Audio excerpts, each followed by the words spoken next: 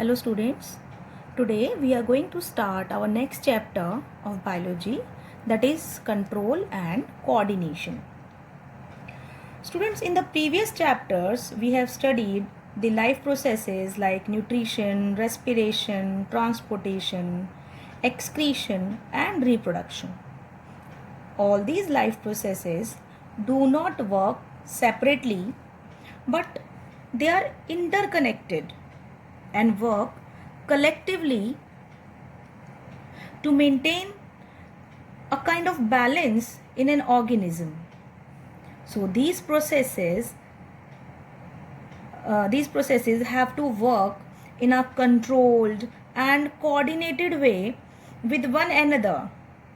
Why they need to work together in a controlled and coordinated way? So that the balance of the body of the organism is properly maintained. So a controlled system is required. This is control and coordination. The proper regulation and synchronization of various body organs to produce an appropriate response. Students, please underline this word, appropriate response. Okay, so that is why for this appropriate response against a stimulus, we need control and coordination. This is the work of control and coordination. So in this definition, here are the two terms, that is stimulus and response. Okay, besides these two terms, some more terms are there which need to be learnt before going ahead in this chapter. So these terms are, first is stimulus. Any external or internal factor that causes a living organism to react is stimulus. For example, if you are sleeping and somebody comes and switch on the light, how would you react? You will close your eyes at once. This light is a stimulus, and closing of your eyes is your reaction, is your response toward this stimulus light. Okay students, got it? What is the meaning of stimulus? Stimulus is any external or internal factor that causes any living organism to react towards it. Okay, and what is response? The reaction, the specific reaction shown by a living organism towards that stimulus, that is closing of your eyes, is response. Students, your response, that is closing of your eyes, take very less time. As somebody switches on the light, within less of the seconds you close your eyes. How this happened? This happened due to an electrical wave created in our sense organs. This is called impulse.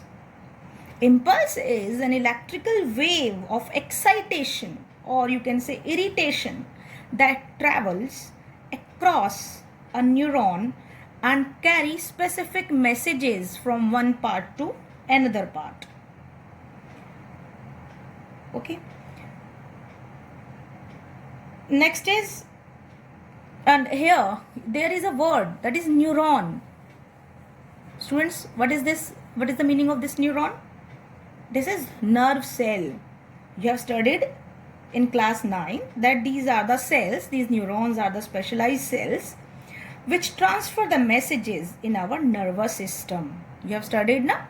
So through these neurons, impulse travels and carries messages. Then is receptors. Receptors are special cells, or you can say specialized organs, that receive stimulus from the environment and generate impulse. Receptors are cells which receive the stimulus and generate this electrical impulse. Okay, so receptors are group of organs or specialized cells, okay, that convey messages, that transmit messages to brain. Okay, this brain is what? This is our central nervous system, brain and spinal cord. This you will study in this chapter later. I want to tell you here very particularly that brain constitute our central nervous system. It helps in the control. It controls various organs. Okay, and all the organs coordinate its instruction. That is why it is very important in this chapter. Next our term is, the last term is effectors. These effectors are the body organs that show responses to a specific stimulus. Group of organs that show responses to a specific stimulus. Let us take an example to relate all these terms. If you see a barking dog running towards you, you start running away from it. In this case, stimulus is barking dog, response is you're running, and receptors are located in your eyes, which generate impulse and convey message to your brain. Your brain analyze the situation and give response to your legs. So your legs are effectors which are causing the response, that is you're running. Understood? So in this example we learnt all these terms are related to each other.